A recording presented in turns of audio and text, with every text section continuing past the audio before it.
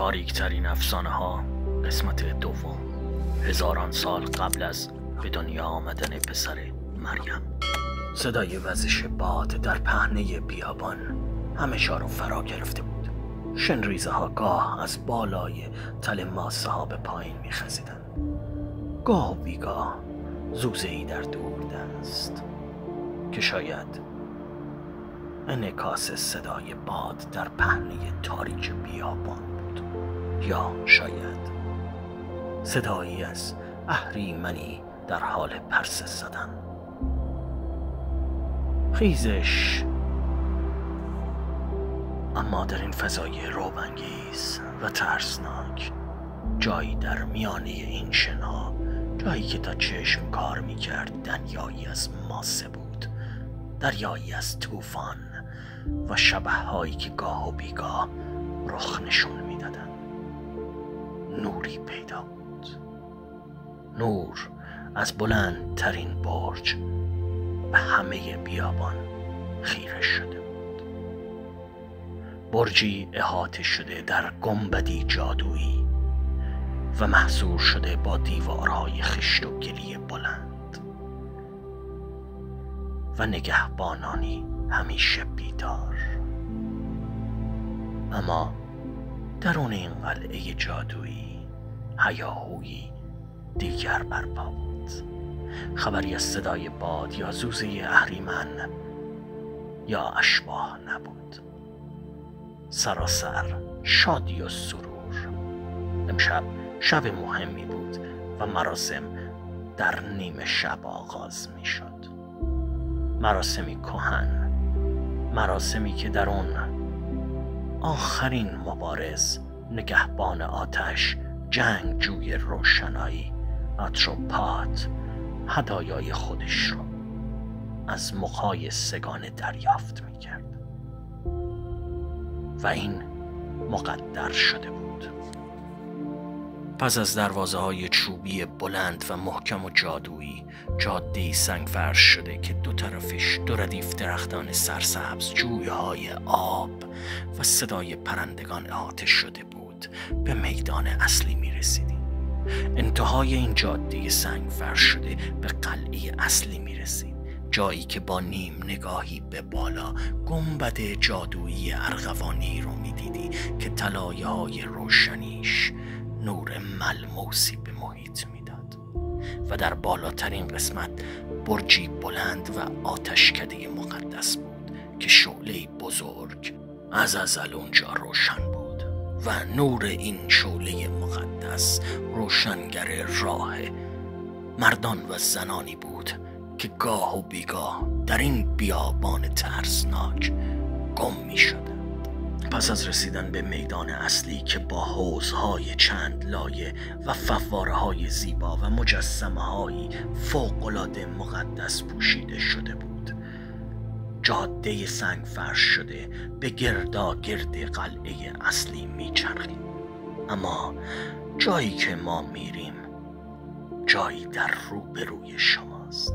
پس از گذر کردن از فواره میدان اصلی به مکانی بزرگ میرسیم، جایی برای تجمع با آتشدانهای فوق‌العاده زیاد و پس از اون به پلکان خشت و گلی میرسیم که ورودی قلعه اصلی رو راهنمایی میکرد. جایی در بالاترین پله و پشت به دروازه اصلی قلعه بزرگ میزی منقش و کنده کاری شده از گرانبهاترین و کهن‌ترین چوب ها قرار داشت. پشت این میز 4 صندلی مقدس بود که 3 صندلی آن مخصوص مقهای سگانه بود و 4مین صندلی سالیان سال بود که خالی بود. در دو طرف این مکان هنرجوها با تمام سنین در دسته های مجزا از هم همراه با آموزگارهای خود در ردیف‌هایی از نیمکت‌ها نشسته بودند، با میزهایی پر از خوراکی‌ها و طعام‌های خوشمزه درست شده با جادوی طبخ برای همگان فراهم بود. هلهله‌ای برپا بود و همه منتظر آتروپاد بودن. آتروپاد مردی با شکوه، جنگجویی بی‌نظیر با ایمانی ستودنی. موهای کهنسال به جمعیت خیره بودند. ریش‌های بلند سفید، یکی با سری تاس، دیگری با موی بلند، ولی سپیدی موها و ریش‌هایشان نشان دهنده از عمر بسیار طولانی و پرفراز و نشیبشان بود. یکی از موها آرام دستش را تکان داد و پس از اون نوازندگان دمیدند. صدایی ملایم، یک نواخت که نوید یک خبر بسیار مهم بود. در پایان دمیدن شیپورها همگان ساکت بودند. حتی پرندگان جادویی دیگر صدایی از خود نمیدادند و فوارها گویی لال شده بودند. و پس از آن مردی بلند قامت، قوی هیکل، با ایمانی ستودنی از کنار فواره اصلی گذشت و در میانه این میدان جمع شدن از کنار آتشدانها گذر می‌کرد. سنگینی قدم‌هایش زمین را زیر پایش می‌فشرد. پوستینی از چرم گرانبها، زرهی منقش و آهنگری شده در کوره‌های قلعه کهنسال، با شنلی خزمانند، موهای بلند بافته شده و ریش‌های یک دست تیره، با نگاهی نافذ و چشمانی سبز رنگ به مخها خیره شده بود و آرام آرام به سمت آنها می رفت.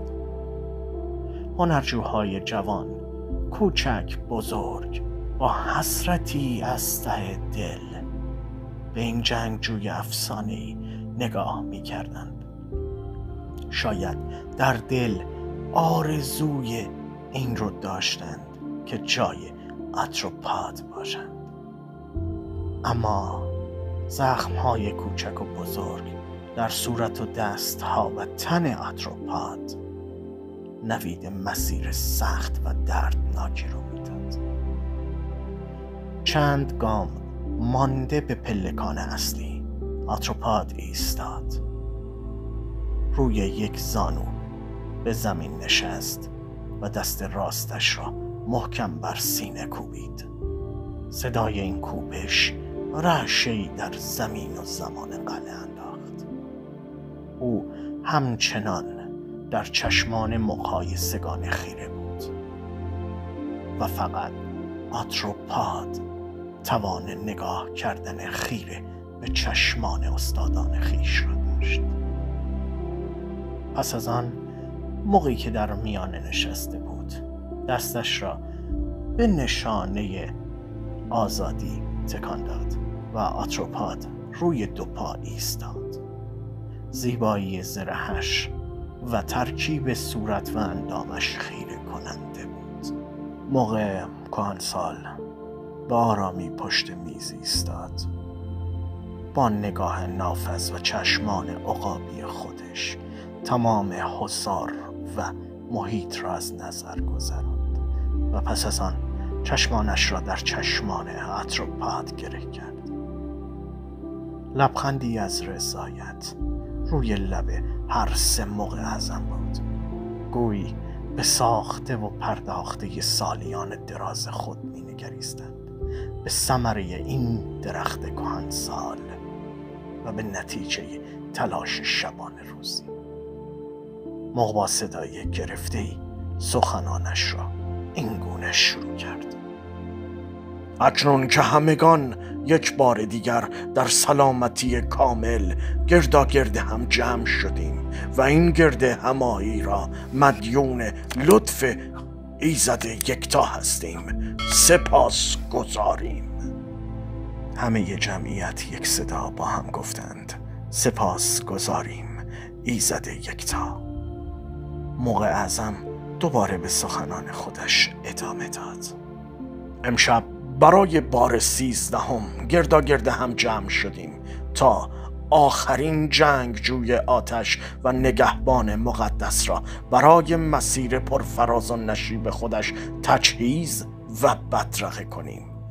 باشد که از میان همه شماها جنگجویانی دیگر رشد کنند و به این مسیر الهی بپیوندند. موقع اعظم در هیاهوی تشویق همه حضار با آرامی در جایگاه خودش نشست و موقع دیگر ایستاد و کمی تعلل کرد تا همگان دوباره در سکوت خود فرو بروند و او نیز کلماتش را این گونه شروع کرد: آتروپاد، 13مین جنگجو از تبار نگهبانان آتش، تو 500مین سال مسئولیت خودت رو گذروندی با موفقیت و باعث سرافرازی و افتخار ما ستن و تمام اهالی این قلعه هستی. ما به تو افتخار میکنیم. همه حضار یک صدا گفتند افتخار میکنیم. موقع کهنسال در جای خودش نشست و کهنسال ترین موقعی از به دنیا آمدنش تا امشب در چشمان آتروپاد خیره شد، چرا که لبان زیبا و نارنجی رنگ آتروپاد لحظه‌ای به لبخند گذراند. کهنسال ترین موقع این گونه جمعیت و آتروپاد را خطاب قرار داد: امشب شب مهمی است و همه ما میدونیم که چرا و به خاطر چی گرداگرد هم جمع شدیم. آتروپاد، 13مین جنگجوی این قلعه، برای رهسپاری نیاز به تجهیزاتی دارد که وعده آن در تقدیر الهی داده شده بود و به این ترتیب هدایا به آتروپاد جنگجو تقدیم می شود: زرهی قدرتمند و جادویی، شنلی زخیم که پناهنده او در آفتاب سوزان و سرماهای کشنده است، و ققنوسی شونور برای پیام آوری و درخواست کمک و رساندن اخبار به قلعه. پس از گفتن این جمله تمام آتشدان‌های حاضر در قلعه برافروخته شدند و از هر کدام شعله‌ای به یک رنگ منحصر و خاص به سمت میز مقهای کهنسال آمد. شعله‌ای سبز زمردین، شعله‌ای آبی آسمانی، شعله دیگر نقره فام و شعله‌ای تاریک به مانند شب. شعله ها از سراسر گرداگرد قلعه دور هم جمع شدند و گلوله آتشین را تشکیل دادند و در نهایت از آتشدان مقدس بالای برج شعله‌ای زرد و قرمز و بنفش به این توپ آتشین اضافه شد. این گلوله آتشین در جلوی نظر مقایسگانه شروع به چرخیدن کرد و شکلی به مانند یک ققنوس کوچک که شاید کوچکتر از یک کلاغ بالغ نبود. ققنوس رنگارنگ جیغ کوتاه گوش نوازی کشید و از روی سر تمام حضار چرخید و روی شانه آتر قرار گرفت. صدای همه هیاهو، هیجان، استرس، ترس، بهت از همگان در می آمد. کمی بعد دوباره همگان ساکت شدند و موقع کهنسال ادامه داد: قسمت دوم این داستانم به پایان رسید. مجبورید یه هفته دیگه برای خوندن یه برگ سیاه دیگه از تاریک‌ترین افسانه‌ها صبر داشته باشید. ارزشش شد داره. شب خوبی داشته باشید. امیدوارم که قسمت دوم افسانه های تاریک واقعا به دلتون نشسته باشه و ازش لذت برده باشید. ما تمام تلاشمون رو توی کانال بلک پیج میکنیم که دقایقی لذت خاص رو به دلهای شما هدیه کنیم و دیگر هیچ. لطفا ما رو سابسکرایب کنید، لایک کنید و برامون کامنت بذارید. اجازه بدید این جامعه جادوگری کهن به دست هر چند ایرانی که میتونه در سراسر دنیا برسه تا شاید بتونیم با کمک همدیگه استعدادهای جوان ایرانی رو کشف کنیم و ببینیم جادوی ذهن اونها چه افسانه هایی رو برای ما رقم میزنه. ارادتمند همگی شما، بلک پیج.